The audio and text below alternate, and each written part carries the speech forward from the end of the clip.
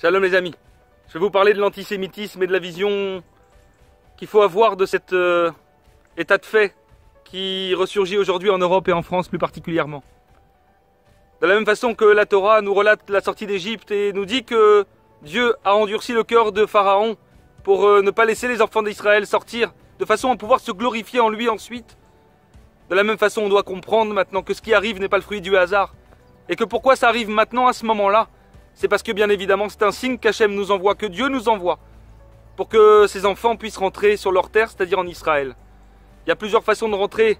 La meilleure façon de le faire, c'est de le faire avec la foi, avec la croyance que Dieu va nous aider tous à rentrer et à vivre sur notre terre bien évidemment mieux que dans le pays de l'exil qui est l'Europe. Avant de s'appeler la France s'appelait la Gaule.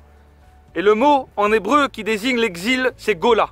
On voit que Gaule et Gola sont deux mots qui se ressemblent énormément.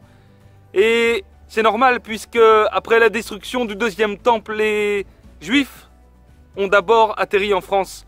Donc le premier pays de l'exil est donc la France. Et c'est bien normal que ce soit également le dernier pays de l'exil.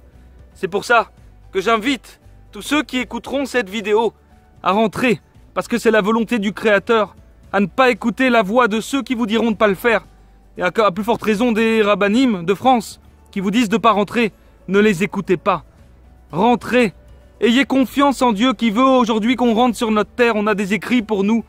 Et bien évidemment, l'exil est sur le point de se terminer pour pouvoir comprendre que Dieu existe et il va se glorifier à travers les nations pour justement montrer au monde qu'il est là, qu'il existe, qu'il a toujours été là.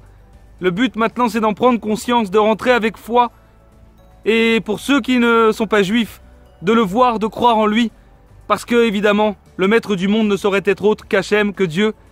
Et je vous souhaite donc une bonne journée et une bonne réflexion. À très bientôt.